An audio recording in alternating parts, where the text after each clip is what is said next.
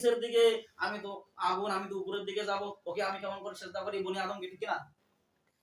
সেজদা করতে পারবো। এজন্য নূর বিশ্বনবী গোটা দেশের মোবারকটা মানে লাইটিং করতো। এবং বিশ্বনবী প্রসাব করলো, পেশাবটা ঘ্রাণ করতো। ঘাম যখন ঝরতো, উম্মে সালমা রাদিয়াল্লাহু তাআলা আনহা বিশ্বনবী যে ঘাম সংগ্রহ করতেছেন, নবীজি বললেন যে হে উম্মে সালমা, তুমি আমার ঘাম সংগ্রহ করতেছো কেন? নবীজি বললেন যে হুজুর, উম্মে সালমা রাদিয়াল্লাহু তাআলা আনহা বললেন, হুজুর আপনার ঘাম মোবারক এত সুগন্ধ করতো, এটা আমি ব্যবহার করলে মানুষ খুব আকৃষ্ট হয়ে যায়। বলেন না সুবহানাল্লাহ। বিশ্বনবীজি বললেন, হে জিবরাইল আমার কাছে আসে বললেন যে যারা নারী তারা যেন ঘ্রাণ ব্যবহার না করে, তাদেরকে এমন কিছু জিনিস ব্যবহার করতে হবে যেটা দেখা যায় কিন্তু ঘ্রাণ পাওয়া যায় না। আর পুরুষদের জন্য এমন কিছু জিনিস ব্যবহার করতে হবে ঘ্রাণ পাওয়া যাবে, মাগার দেখা যাবে। তার মানে এটা কি? মেহেদি জিনিস হলো মহিলাদের জন্য, এটা পুরুষদের জন্য মেহেদির ঘ্রাণ আছে নাকি? ওটা দেখা যায় কিন্তু ঘ্রাণ পাওয়া। নবীজি আরো বলেছেন, কোন নারী যদি ঘ্রাণ সংগ্রহ করে, ঘ্রাণ যদি শরীরের মধ্যে লাগায়, সে যদি রাস্তাঘাটে চলাচল করে, আর যুবক যদি আকৃষ্ট হয়, যত পরিমাণে যুবক আকৃষ্ট হবে তত পরিমাণে জেনারগুলো তার আমলনামায় চলে যাবে। বলেন না? ঘ্রাণ এইজন্য পুরুষদের জন্য আসলে ঘ্রাণ, কারণ পুরুষের শরীর মনে করেন যে ওরা সবসময় মাঠে ঘাটে থাকে, কাজ কাম করে, ওদের শরীরে দুর্গন্ধ আসে। আর মহিলারা তো পর্দা কিনা বলে। আর যারা যে মহিলারা মনে করেন যে মাঠে ঘাটে কাজ করে, ওটা মহিলা না, মহিলা জাত না, ঠিক কিনা বলে। বিশ্বনবীজি ওখান থেকে সিনা চাক করার পরে বিশ্বনবীজি ওটা ধৌত করা হবে। বিশ্বনবীজি বলতেছেন যে আমার কে যেন সিনা চাক করতেছে, আমি বুঝতে পারতেছি সিনা চাক করতেছে, আর ওখান থেকে আমার সিনাটা চাক করার পরে ওখানে জমজমের পানি দিয়ে আমার সিনাটাকে ধৌত করে দিলেন। জিব্রাইলকে জিজ্ঞাসা করলেন, হে জিব্রাইল, আমার সিনা চাক করা হচ্ছে কেন?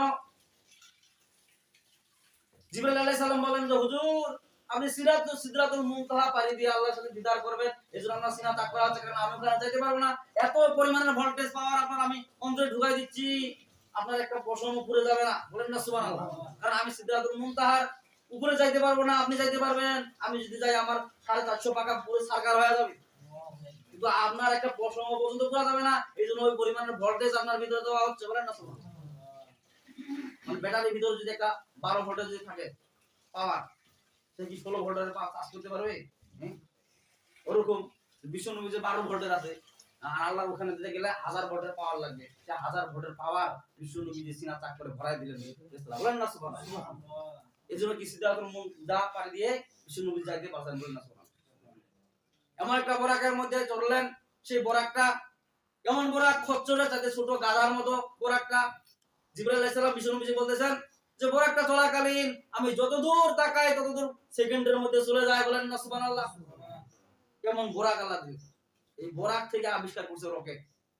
এই যে কি বিদ্যুতের গতিতে রকেট চলে যায়, ঠিক কি না বলে? ওরকম ওই বদিক দিয়ে ফলো করে দেখতেছে গিরি সিদরাতুল মুনতাহা বিশ্বনবীজি গেল কেমন করে।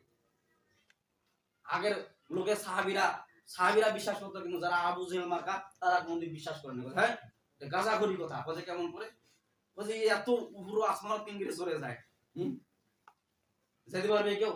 তখন যে রকেট আবিষ্কার করলেন, দেখাই দিলেন যে দেখ হয় না। আর তখনকার যুগে যদি তখন রকেট আবিষ্কার করা হয় নাই, যখন হেলিকপ্টার আবিষ্কার হয় নাই, তখন যদি বলা হয়তো যে 8-10 ঘন্টার মধ্যে সৌদি আরব যাওয়া যায়, মাঝে বলতে যে হুজুরের মাথা খারাপ হয়ে গেছে, গাঁজা খাইছে বোধহয়, এই জন্য বোধহয় মাথা খারাপ হয়ে গেছে, ওই জন্য উল্টা বলতেছে। আর এখন বিশ্বাস করবে কিনা? ঠিকই তো 8-10 ঘন্টার মধ্যে সৌদি আরব পৌঁছে গেছে, ঠিক কিনা বলে? আর তখনকার যুগে লোক বিশ্বাস করতো। তো বিশ্বনবীজি সিনা চাক করার পরে বলা হয় যে মসজিদুল হারাম থেকে তিনাকে নেওয়া হলো মসজিদুল আকসার মধ্যে যখন নিয়ে যাওয়া হলো, তখন সমস্ত পয়গম্বরকে আল্লাহ পাক ওখানে উপস্থিত হওয়ার জন্য ঘোষণা দিয়ে দিলেন। যখন ঘোষণা হয় না, এলা না আপনারা অমুক সময় থাকবেন, অমুক সময় আলোচনা হবে, এরকম হবে। বিশ্বনবী যে আসবেন, পাওয়ারফুল নবী, তার মানে কি পাওয়ারফুল নবী, প্রধান আকর্ষণ, যিনি জান্নাতের মধ্যে কি করবেন বলেন দেখি? জান্নাতের মধ্যে বিশ্বনবী কুরআন তেলাওয়াত করবেন। বলেন না? মানে বক্তা তিনি নিজে স্বয়ং। প্রধান আকর্ষণ বক্তা যখন আসে, লোকজন বেশি হয় না কম হয়? দ্বিতীয় বক্তা তৃতীয় বক্তা ফেল, মানে দাউদ আলাইহিস সালাম হলেন তৃতীয় বক্তা, তারপরে দ্বিতীয় বক্তা কোন ইব্রাহিম, প্রধান বক্তা হলেন বিশ্ব নবীজি জান্নাতের মধ্যে, আর সভাপতি স্বয়ং আল্লাহ তাআলা নিজেই। এখনকার সভাপতি তো খালি মানে গুদাগুদি করে মাহফিল, এটা পাওয়া যাবে না, এটা কথা পাওয়া যাবে না, রাজনীতি করা যাবে না, এটা করা যাবে না, ওটা যাবে না। অথচ রাজনীতি আল্লাহ পাক বিশ্ব নবীজিকে মেরাজের রাতেই দিয়েছেন, বলেন না সুবহানাল্লাহ। খালি নামাজ দেন নাই, রাজনীতিও দিয়েছে। তার মানে কি, আপনার দেশ পরিচালনা কিভাবে চালাবেন আমার কাছ থেকে নিয়ে যান, ওই অনুযায়ী আপনি কোরআন রাষ্ট্র চালাবেন, ঠিক না?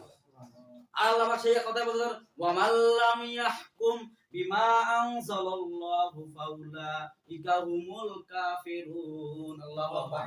আল্লাহ পাক বলেন, হে রাসূল, ওয়া মাল্লাম ইয়াহকুম বিমা আনজালাল্লাহ, যারা কোরআন হাদিস দিয়া যারা দেশ পরিচালনা করে না, ফাউলাইকা হুমুল কাফিরুন, তারা সলিড কাফের।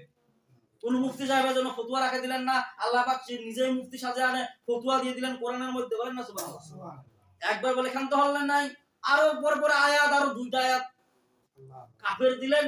যারা কোরআন হাদিস দিয়া যারা দেশ চালায় না, রাষ্ট্র চালায় না, যারা বিচার করে না, তারা কাফের। পরে আরো আয়াতে আল্লাহ পাক বলেন, ওয়া মাল্লাম ইয়াহকুম বিমা আনজালাল্লাহু ফাউলাইকা হুমুল ফাসিকুন। আল্লাহু আকবার।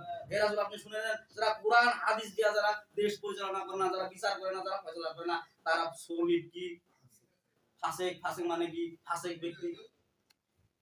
আল্লাহ পাক তারপরে আরো আয়াত বলতেছেন, আর বলতেছেন খেয়াল করেন, আল্লাহ আরো গালি দিচ্ছেন, ওয়া মাল্লাম ইয়াহকুম বিমা আনজালাল্লাহু ফাউলাইকা হুমুজ জালিমুন। আল্লাহু আকবার।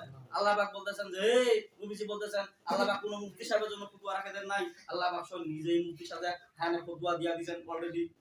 যারা কোরআন হাদিস দিয়া যারা দেশ চালনা করে না, যারা পরিবারকে নিয়ন্ত্রণ করে না, তারা সলিড জালিম। তার মানে কি, ওখান থেকে কি এটা কোরআনের বাইরে আয়াত নাকি? বলেন দেখি।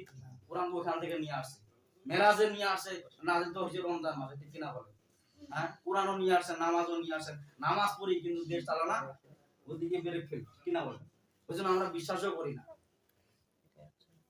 তো বাইতুল মুকাদ্দাসের ভিতরে যখন বিশ্বনবীজি প্রবেশ করলেন, প্রবেশ করার সাথে সাথে সমস্ত পয়গম্বররা ওখানে উপস্থিত। ইব্রাহিম বললেন, আমি তোর বাপ হই, মানে আমি নামাজ পড়াবো, ঠিক না? জাতির পিতা কে বলেন দেখি? তাহলে নবীজির পিতা কে হচ্ছে? বিশ্ব নবীজি তো মুসলিম নাকি, না অন্য ধর্মের লোক? ইব্রাহিম আলাইহিস সালাম বলতেন, আল্লাহ পাক বলেন, মিল্লাতা আবিকুম ইব্রাহিমা হুয়া সাম্মাকুমুল মুসলিমিন। আল্লাহু আকবার। আল্লাহ পাক নাজিল করেন, দেন আয়াত নাজিল করেন, হে নবীজি আপনি শুনে রাখেন, মুসলিম জাতির পিতা হলো হযরত ইব্রাহিম আলাইহিস সালাম। তার মানে আমারও আপনারও পিতা হলো ইব্রাহিম। ইব্রাহিম কাছে আমি বাপ হই, তার মানে কি আমি নামাজ পড়াবো, এখানে ইমামতি আমি করব। মুসা কাছে আমি নামাজ পড়াবো, বলতে কেন? বলতে আল্লাহ স্বয়ং সরাসরি সাক্ষাতে আমার সাথে কথা বলছে পুরো পাহাড়ে। একজনকার জ্ঞান আছে না নাই? ওর লেখাপড়া বেশি, মুই নামাজ পড়াম। মসজিদের মধ্যে আছে একদম মাসআলা হলো